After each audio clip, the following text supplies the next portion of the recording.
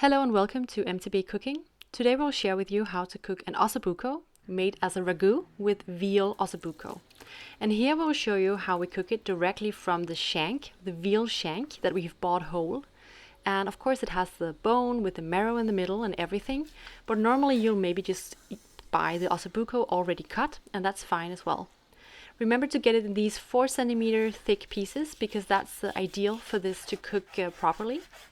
We will cook the Osso Buco in a Römertopf for a clay cooker so that it will cook with the sauce and everything in the oven for 4 hours. Here we'll show you the pieces of Osso Buco that we've cut out, and we will now cut the sinew, which is around the meat. And we'll do this in order for it not to disturb us when we cook the meat, because it'll actually act as an elastic around the meat, and that's not very nice. So make sure to cut all of the sinews on all of your pieces of Osso Buco. We'll then continue to flouring the meat. So in a bowl we've just added some wheat flour, and to that we'll add salt and pepper. Then we'll turn over the meat in the flour, and we'll do that to coat it very nicely on all sides and also around the meat. And this will act, the flour will act as a nice element to the browning of the meat that we'll do later, but also it'll thicken the sauce that we cook together with the meat in the clay cooker.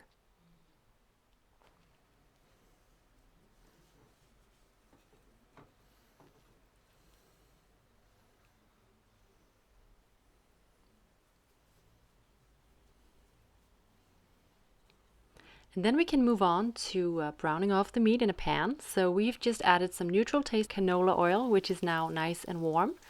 And we'll brown off the meat in batches. That is to not lower the temperature too much on the pan. So we'll start with one batch, and we'll give 4 minutes or so to each side to really brown off the meat. And as you can see, we get a nice caramelization on the sides of the meat. The brown color is essential, so do remember to give it enough time. And of course the meat does not have to be cooked through at this step, because it will be cooked later on in the oven when it gets 4 hours in the clay cooker. So this is about the time where we take off the first batch of meat from the pan.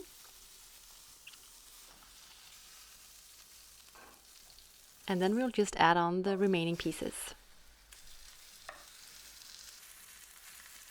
What you see here is the holy trinity of onions, celery and carrots. It's also called a sofrito or a mirepoix in French.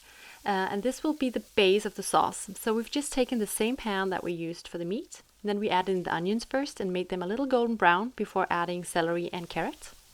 And we just want these vegetables to soften up and become nice and tender, take on some taste of the pan, because of course there is a lot of good remaining taste from the meat in the pan.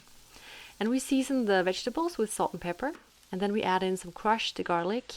That'll give a great taste, and that just needs to be heated up on the pan together with the tomato puree, but not for long, because we don't want these two elements to burn or anything. It's just for them to release some taste. Then we add the first wet element, and that's red wine in this case. It'll give a great taste to the whole dish, but we'll just leave that evaporate for a few seconds, just in order for the alcohol to not be too powering in the taste. And then we add in some cans of chopped tomatoes, which will add lovely liquidity as well, but also body in the shape of the tomato pieces here.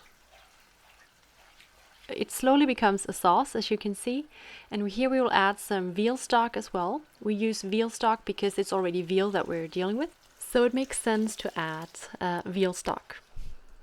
And then we add in a few bay leaves to the sauce before filling up our Römertopf or clay cooker that we use here. And we have a video that shows you how to prepare the clay cooker. You just need to press the link that will show you here.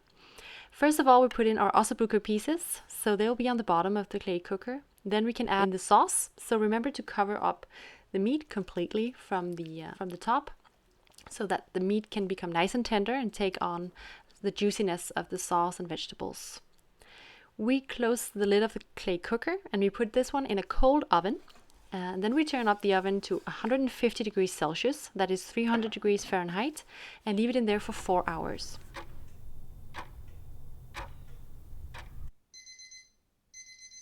After those 4 hours, we're left with this piping hot dish. It's really, really amazing to see how the liquidity has drawn out of the vegetables and really gone into the meat to make it tender. And we now separate the meat from the sauce. We'll continue with the sauce later on. It's a delicious one, so we'll not leave that one untouched. But first we'll make a gremolata, which is a mix of lemon zest, chopped parsley, and minced garlic. And that is an amazing Italian invention that can go very well with these dishes that are so rich and hearty and fatty, as is the Osso Buco.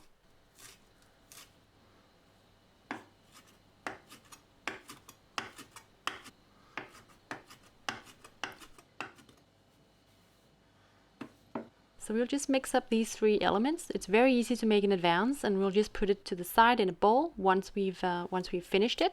But it's good to have this one done so that it's ready for when we serve up the dish. Now it's time to separate the meat from the bones of the Osso Buco. And this is actually quite easy to do because the meat is very tender and it's actually falling off of the bones. So what we will do is just separate this and then keep the bone with the marrow inside. And the reason why we keep the bones is that we'll show you a little trick later on where we use the bone marrow in the dish. There is so much good taste inside of these that it would be a shame not to use them. For the meat, because we want to make this Osso Buco into a ragu, we will actually cut it up into pieces. Smaller pieces that are easy to sort of disperse around the whole dish.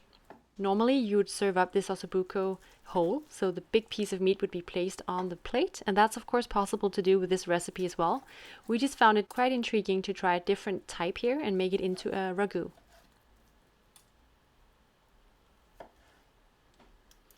We'll now finish off the dish by heating up the sauce again. So we put it into a pan. We'll turn up the heat, and then we can actually add in the bone marrow directly from the bones. And this may look a little bit repulsive to some people or quite fatty as well, but it obviously is full of fat, this bone marrow, but it will give great taste and thicken the sauce. So it's a really, really great way of using everything from the Osso Buco. Normally people would not be happy about eating the bone marrow directly from the bone, but this is a great way of integrating it into the dish and actually making it very delicious. We also add sugar and salt and pepper to the sauce, a splash of white wine vinegar. It'll give a nice acidity to this fat sauce.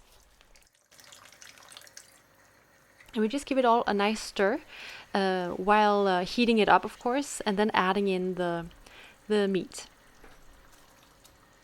As you can see, these pieces of meat will go very nicely together with the sauce and become a ragu.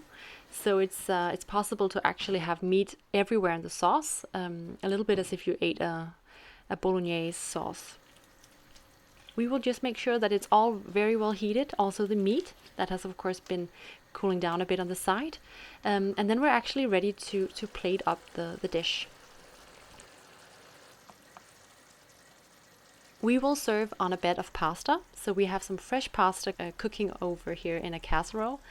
Of course, you could also serve it up with mashed potatoes or with polenta. That's up to you. But we found that pasta goes very well with this dish, especially since it's made into a ragu. At this point, you could toss it all around so that it becomes mixed, but we like to actually serve it up on top of the pasta and make it up to the eater to mix if he wants to. We add the gremolata on top, and then we will just sprinkle on some freshly shaved Parmesan cheese. That is, of course, a must in the Italian kitchen. And on the side, we've just added a bone to the plate, as it is an Osso Buco dish, and normally a bone would be on the plate.